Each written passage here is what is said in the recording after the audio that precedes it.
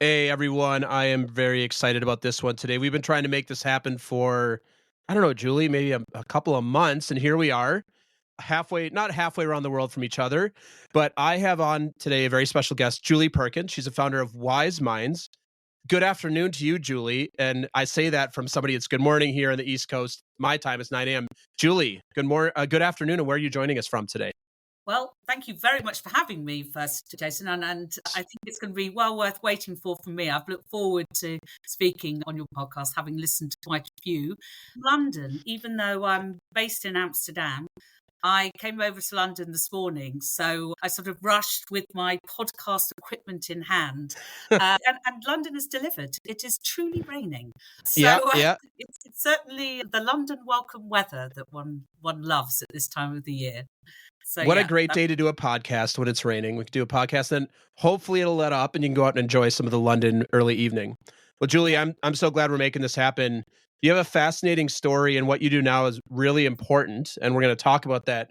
So I thought we would kick off today and start with having you share with us anything you'd like to about your past that's led you to here, because folks listening can read your bio and everything, but I always like to hear it from the person.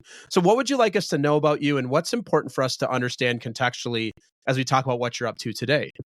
Well, I think there's very few people in life that could say I love my working journey from start to finish. I come from quite a high-paced entrepreneurial family. So Mm, doing business and being out there was always part of the way that we grew up, which was, I think, sort of painted the natural way into business growth that I've taken.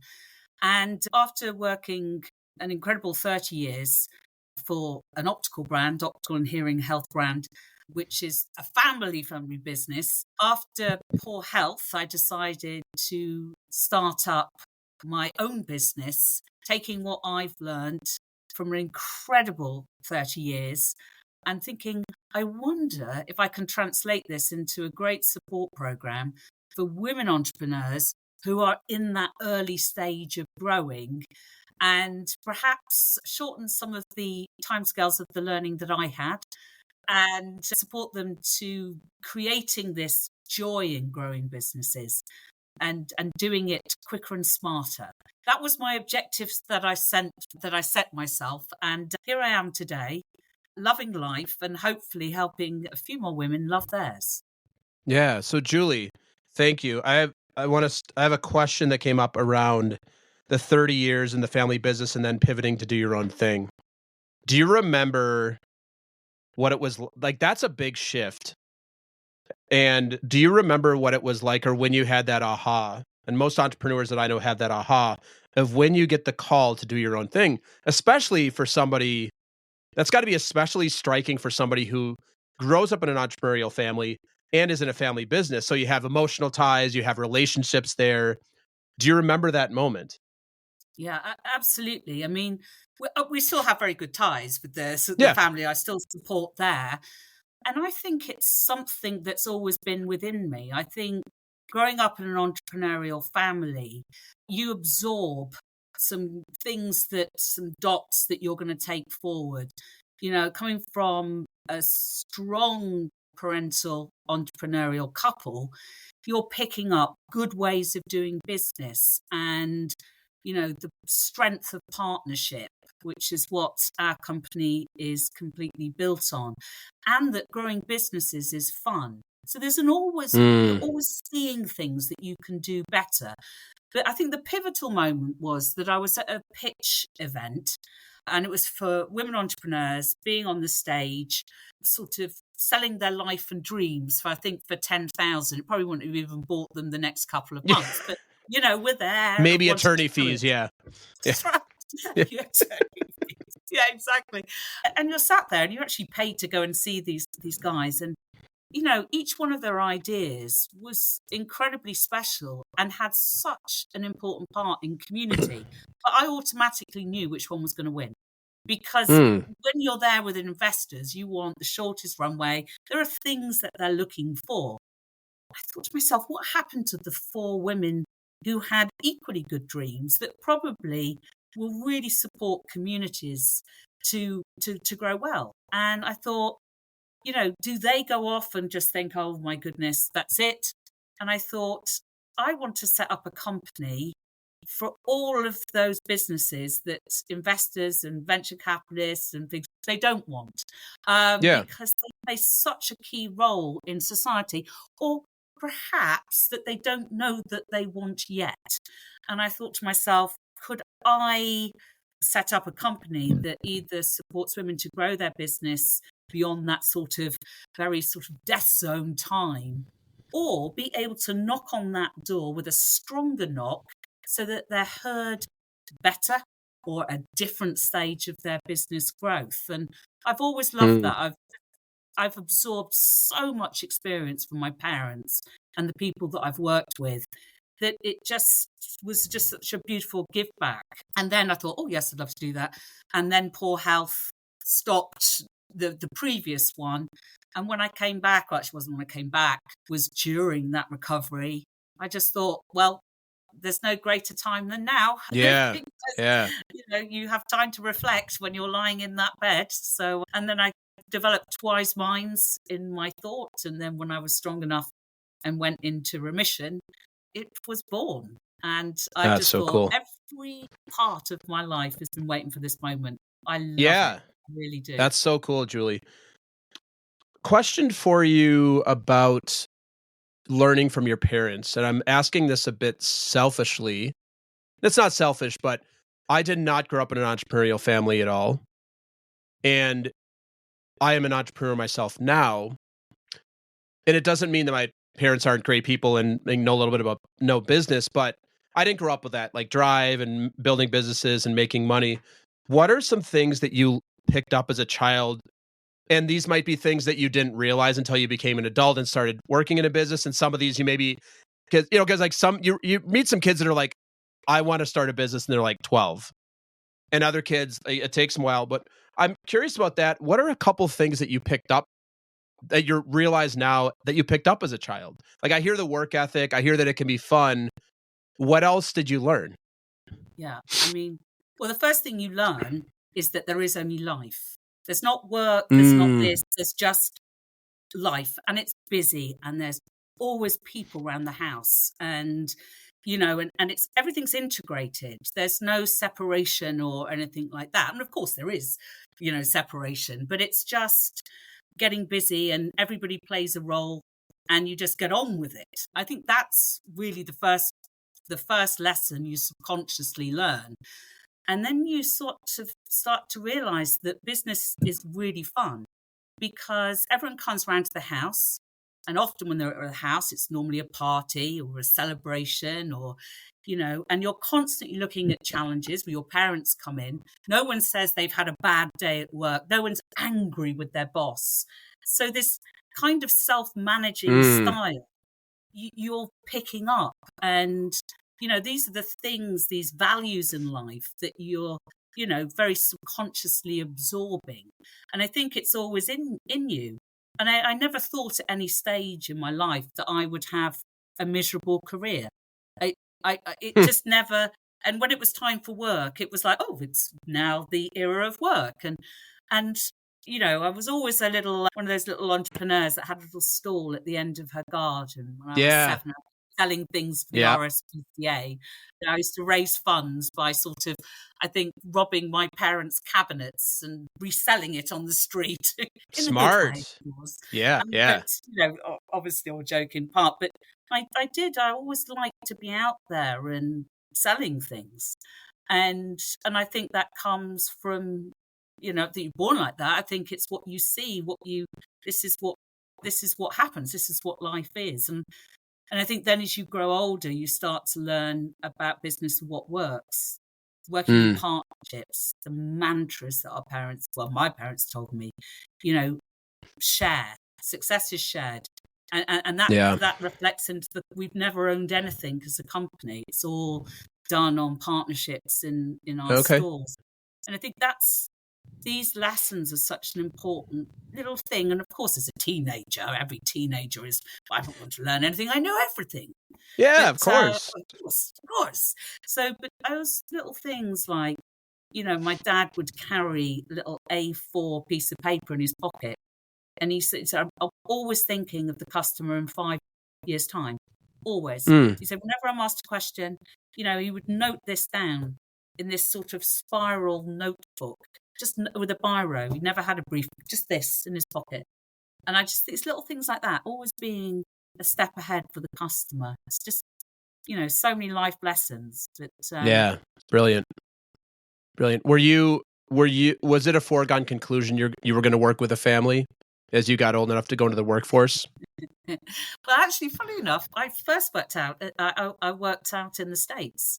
I worked in Baltimore on and off for 2 years on summer camps. I was a lifeguard there, and I nearly became a teacher. It inspired me so much. I always remember this little boy came back, and I was there for the second season. He said, Jules, I've named my hamster after you. And I thought, oh my gosh, to touch a child's life with everybody that surrounds them, and he's chosen you to call his hamster there, and I nearly became a teacher, and I suppose in many ways I am, coaching women today. I love to give people something that helps them live a better life, which I think is what teaching and learning is all about. And then I really didn't know what I was going to do, and I just fell in love with serving customers. That was it. I loved the mix of people. I loved the people I work with, and that's where at Specsavers everyone starts on the shop floor. Back in the old days, I loved it. I had such a blast, and then, well, as they say, the rest is a fantastic 30-year history. It was wonderful. Yeah. I nearly became a teacher. Nearly became a teacher. Yeah. That's very cool. I want to talk in a few minutes about some of the ethos of your business, some of the things you believe, and some of the things you work on with women.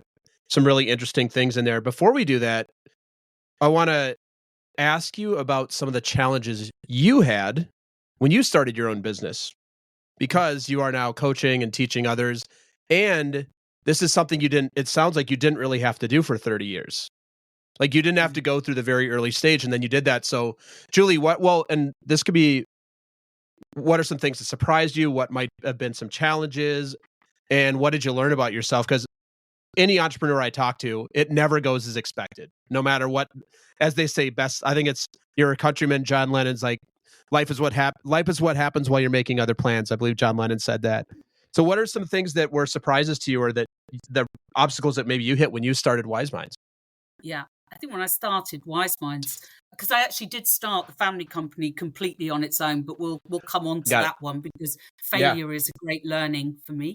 When I started Wyseminds, I think it was so tough coming from a corporate situation that I built in the Netherlands, where you have so many people sharing, that journey with, and then suddenly you're on your own.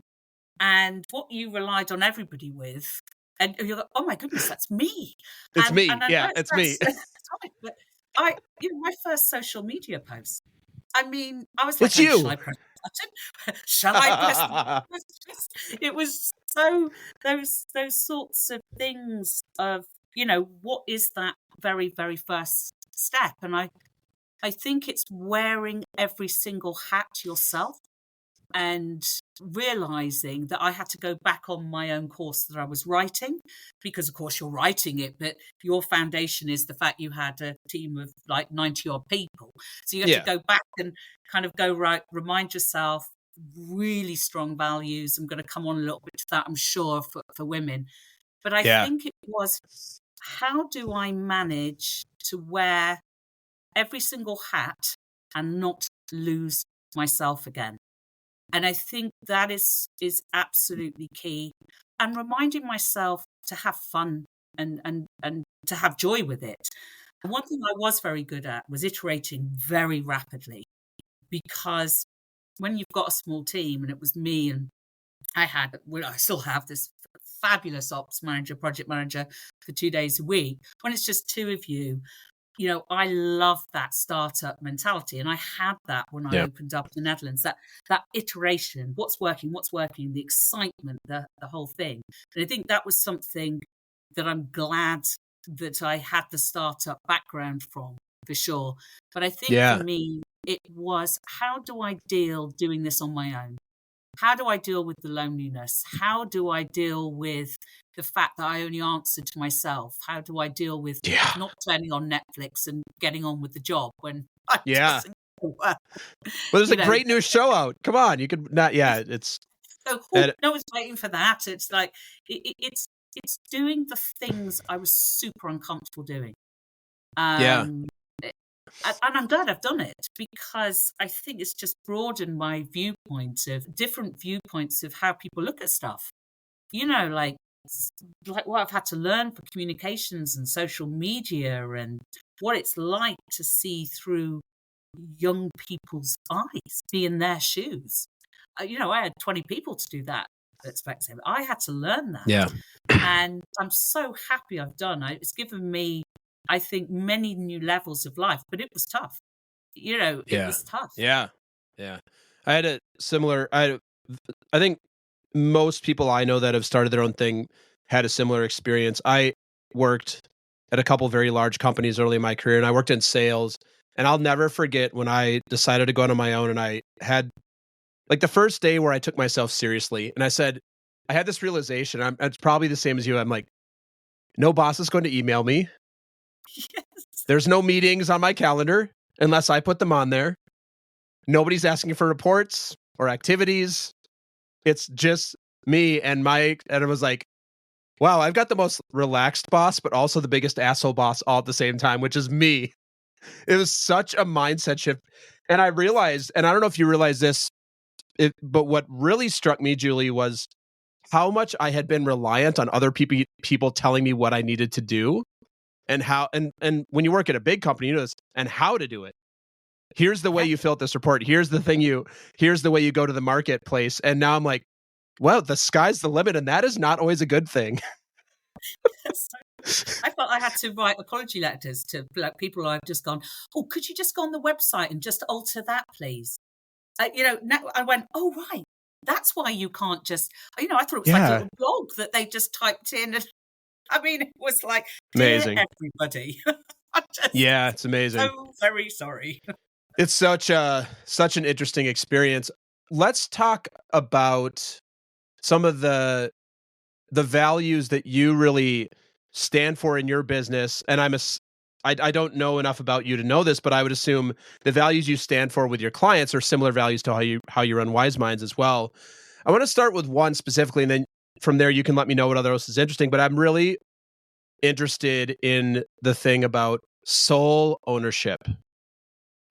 I'm assuming you mean do not take investment or do partnerships with people where you equal, but don't take on like venture capital or private equity or things that have you give up part of the business.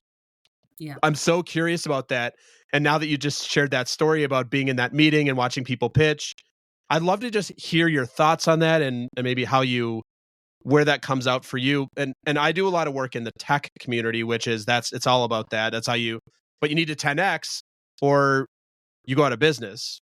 And then you don't get to make decisions anymore. And suddenly your board is filled with people that aren't aligned with your values. And I think most people who listen to this podcast understand the risk there. But how do you look at that? And then is there anything specifically as it relates to the females entrepreneurs that you work with that's different than maybe a male-owned organization? Yeah, absolutely. I mean, I think the most important thing I always start the women entrepreneurs who I'm working with is to ask them what growth means to them. Mm-hmm. Because it's like any leadership position. You're leading a brand, but you have to be able to lead yourself first before you can lead any direction. And quite often we have a conversation, and part of my course is about what's your relationship with money and success. Yeah. Because there is definitely a want to grow, but the question I always put back on them is that because of what you read?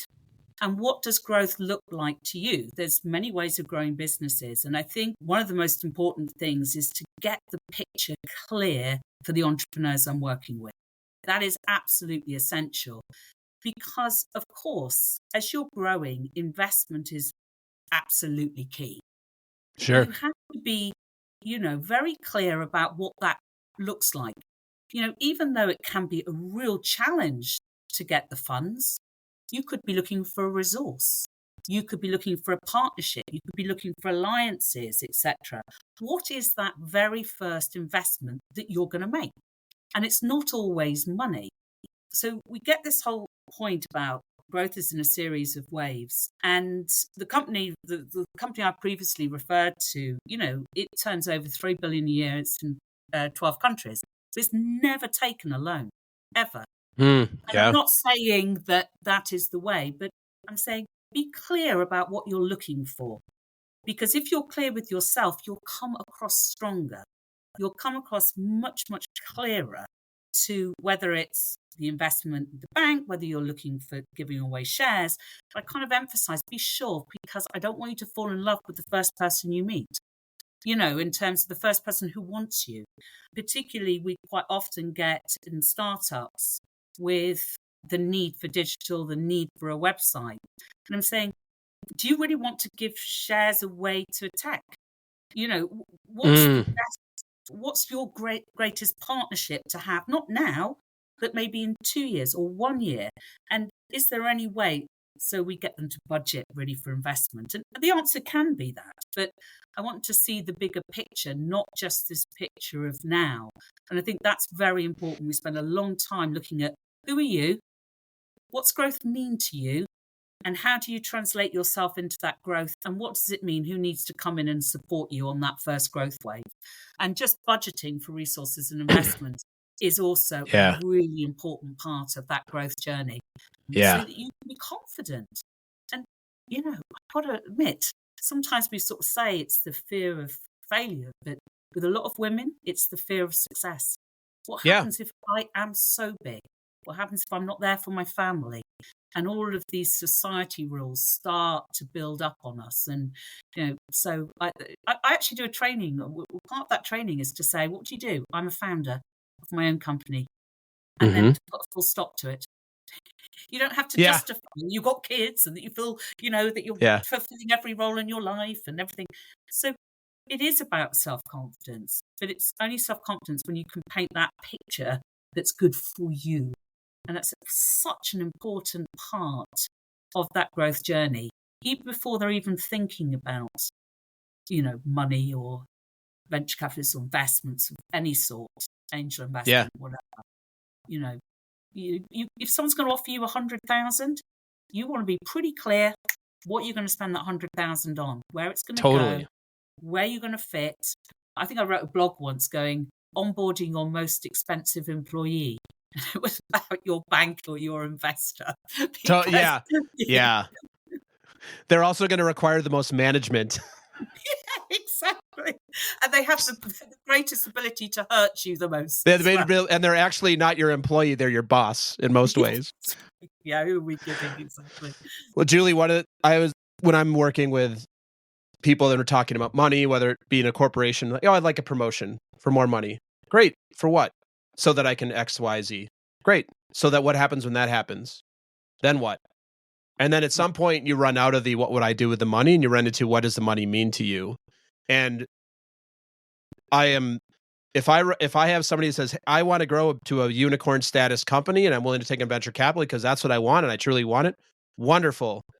I was just having a conversation yesterday with a friend of mine who was telling myself and two other people that we've been friends for a long time, and she's a coach and a trainer, and she's written a bunch of intellectual property, and she was telling us how she's sitting at a cabin on a lake down in Georgia because she's writing a book.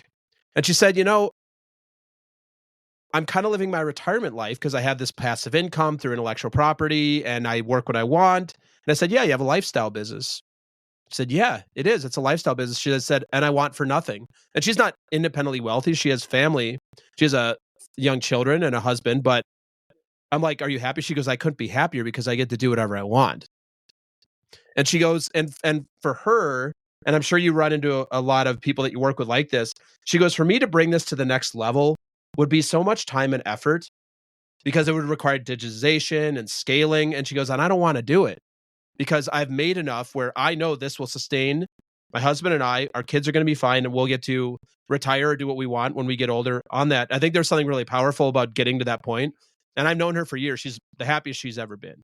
And it's not because she's making $2 million a year. It's because she's reached that point. And I think that's something that you work with a lot of your clients around. And I want to go into I know you listened to my episode with Laura Johns a few weeks ago. She talked about this as well. Female-owned business and all-female business, which we talked about on the podcast. She has all female employees. I think they were trying to hire their first male employee. I said, that's a brave person. Whoever that guy is brave. I said, I don't think I could do it. But, and she talked about this. She's a mother, young children, working husband. What are some of the things that women especially are up against when it comes to the story of entrepreneurship? As much as we like to say in 2024, it's all equal. Let's be clear. It's still not. It's about here in America, it's not. I don't know what it's like in the EU and England, but here in the US, there's still some long-held beliefs and systems and ways of working.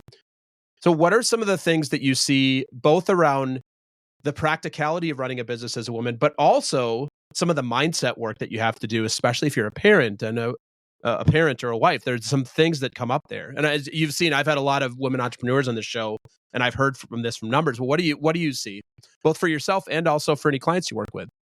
I mean, I think it's module 1.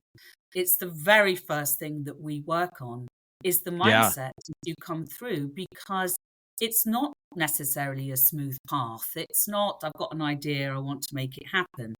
And, my dad's always taught me, he said, don't put half the world in a big basket and start claiming big headlines. And I do agree, but there are some fundamental things that I think it's really important to talk about.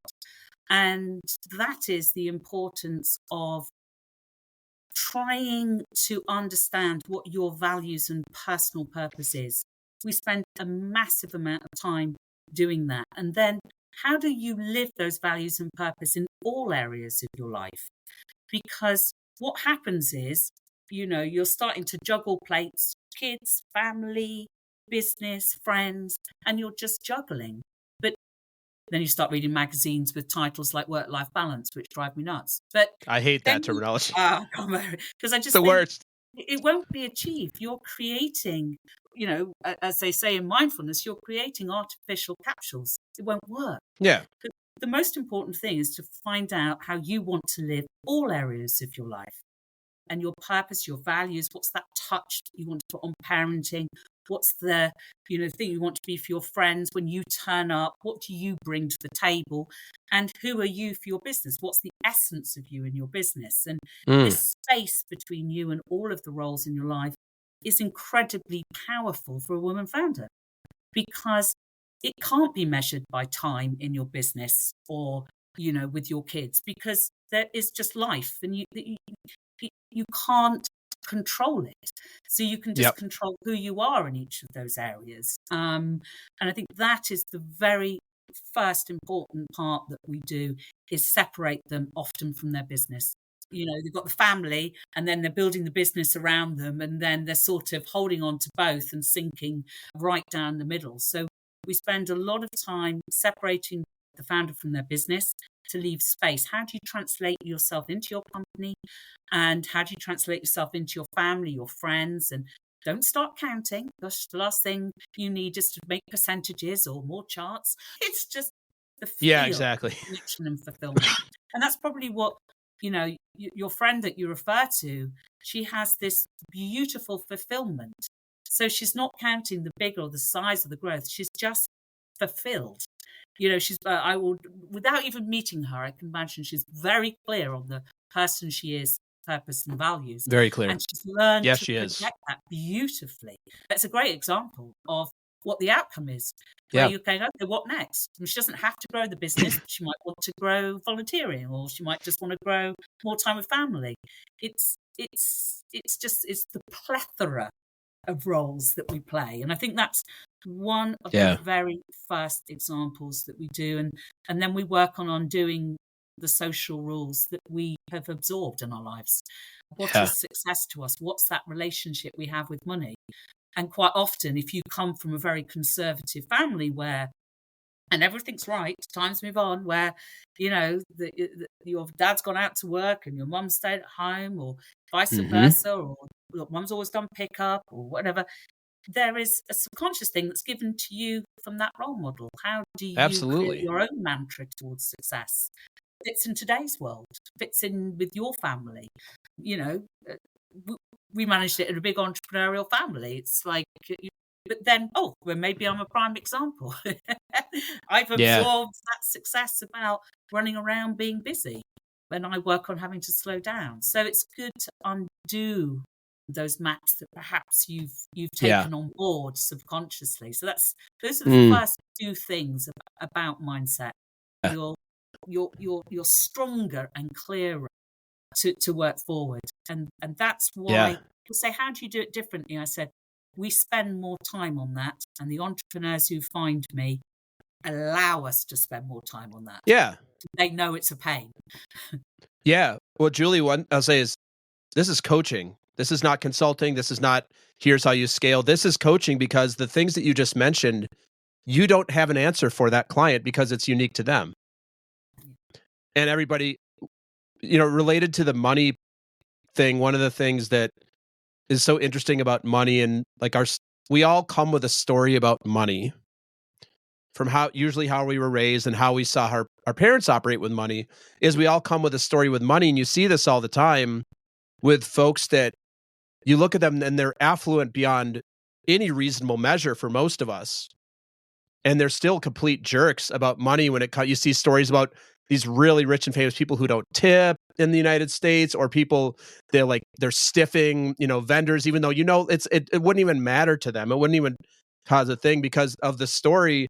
And you also see people that there's also history is littered with the stories of folks who grew up affluent who ended up broke. Yeah. Because again, they bring in a story about it. That's really beautiful. So really beautiful, the work you're doing. I love the idea too of who are you being. I hear the coaching in that of who are you being in your business? What's the essence of what you bring? There's so many programs focused on what you do. Mm. How do you grow this? Accounting, product, and there's nothing wrong with that. People need sometimes to know how to do it. But sounds like the work that you're doing, at least part of it, is the soul work. I call it the heart and the soul work, so that you can have fun in your business. Because I don't know about you, we've only known each other for 40 minutes, but I'm going to guess, based on what you've told me about yourself, that you don't like being told what to do. Oh, I'm terrible. I hate it too. I think I've got I hate it. I always have. But then Yeah, again, totally. my dad's the same. And I think Totally. when I was doing it, I realised going, oh yeah, we're really I don't like being told what to do. It's terrible. Yeah. Terrible. Well, and I'll just say this: if you've had this experience, I'm sure you've had clients that have tried other things that just didn't maybe work for their business, or it didn't resonate for them. And it doesn't mean that there's anything wrong with those programs. I'm not saying anything's wrong. It might just not be for them. But the thing that I find really interesting about entrepreneur space and business owning space is most of us who do this, it's because we don't like being told what to do. Yeah. And we don't like having a boss. And then we go out and we hire people who tell us exactly what to do. And I'm speaking for myself now. And then you go, this doesn't really resonate. And then I know my experience, I got frustrated until I realized I actually want a coach who's going to help me uncover what's true for me and how I can best be in the world, not tell me the way to do a thing. Mm. And so this kind of leads me to start to wrap up here for today is, what kind of people do you love working with? Like, obviously you focus on female entrepreneurs, but how do you know that I like to ask this of anybody who's in this sort of space. How do you know they're ready to work with you and actually do the work? Because, and you don't have to say, but haven't you had somebody hire you that's not ready? Oh yeah.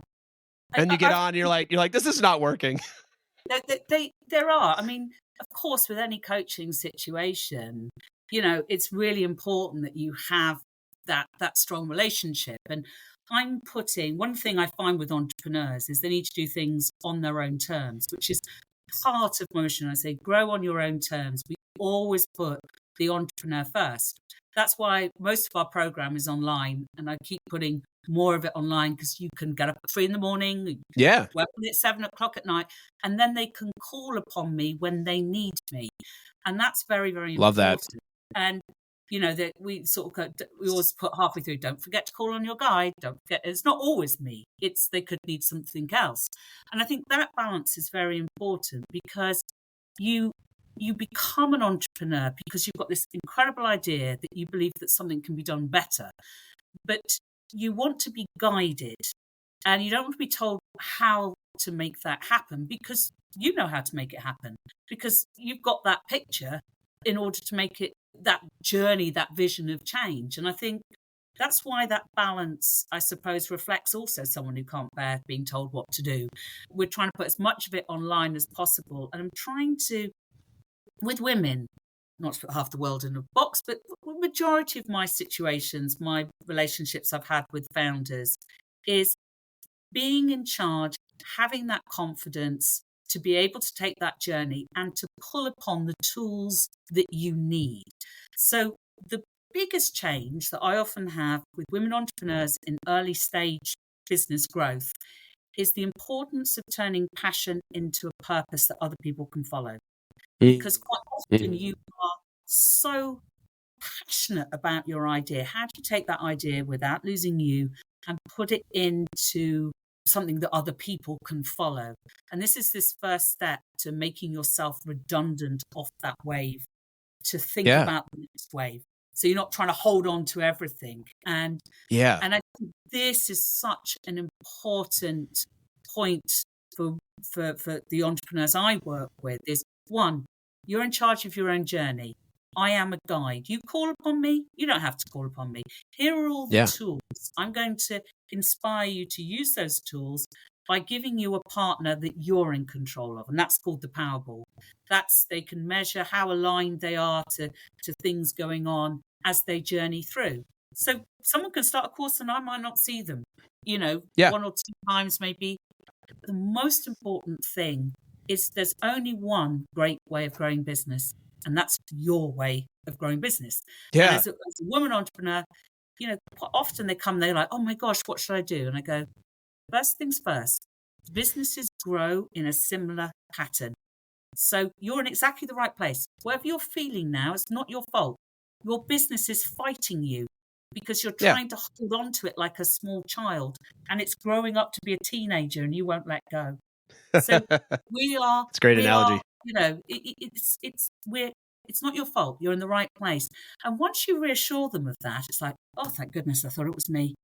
Then they open up and take the tools, but they're still in control of their journey, which is why sometimes that ownership is pretty tough. You don't want to be owning these businesses, because the journey to get onto that next wave, which could result in owning that business, they need to be strong when they turn up to that. Clear what growth is to me, what am I looking for, and what do I believe needs to change, so that money doesn't change that, and you know who to look for. You mentioned something there that's really apropos for my life and a lot of people that I work with, is what's true for you today is probably not going to be true for you for whatever that next level or the next wave is. Like how you feel about things, but more importantly, like it's actually okay to change. It's okay, not even just to grow as your skill set, but it's okay to be like, that thing I was so passionate about in my business last week, it's not resonating.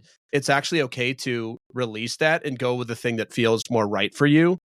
That I don't know about you, but as somebody who spent 30 years in a corporation than doing your thing, you could probably point at a variety of times when you held on to it for too long, when you knew it wasn't right. Yeah, I mean, and any business person can held on to it for too long and be like sunk cost, or like we've always done it this way, it's worked, we can get it back. And you see this in business all the time. And it's not even about innovation. It's just about there is a better way. But I believe that I'm right.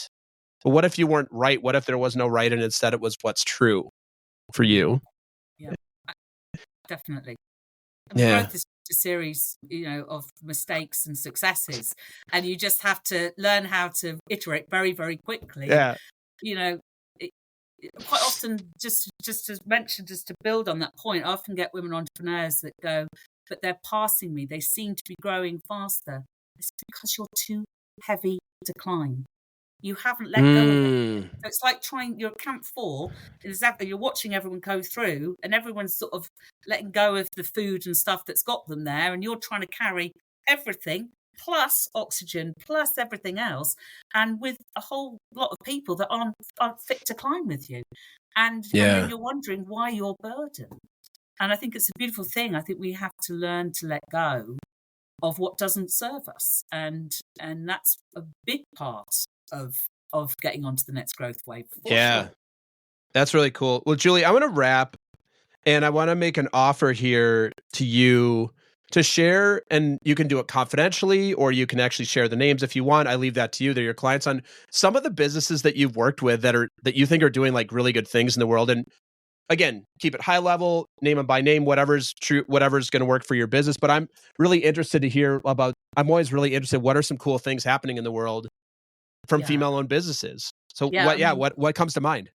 Well, you're in tech. I mean, that's part of everybody's journey at the moment. I work with a lot of women who work in sustainability goals. So, nice. And that gives me a huge kick, because we need super young minds to think of the world differently. And Mended with Agnes, she recycles jeans, men's jeans, resells jeans, and if you think that in the Netherlands alone, 10,000 pairs of jeans a month are thrown on the, it's the national uniform half the time of Europe.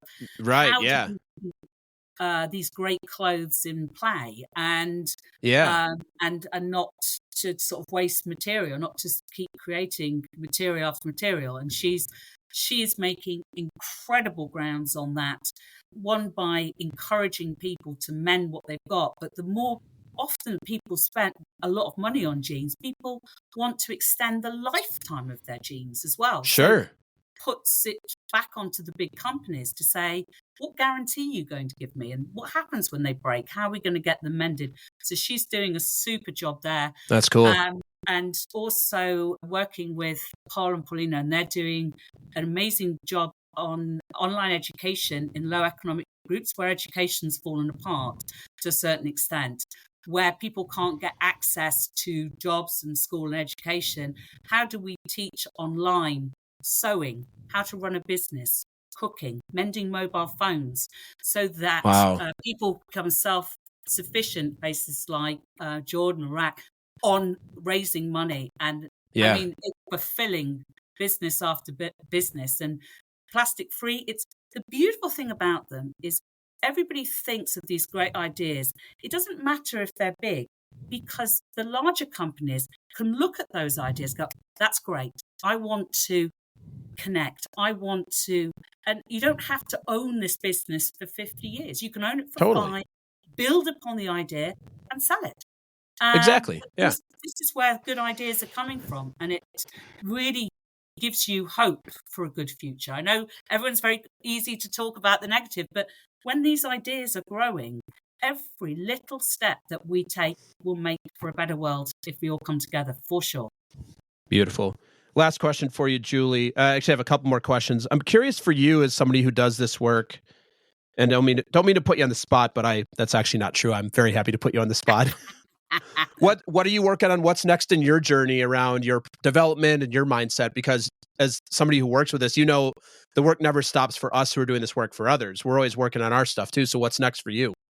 Well, obviously I'm putting my whole course online, which takes people sort of up to business canvas level, just to I mentioned the mountain.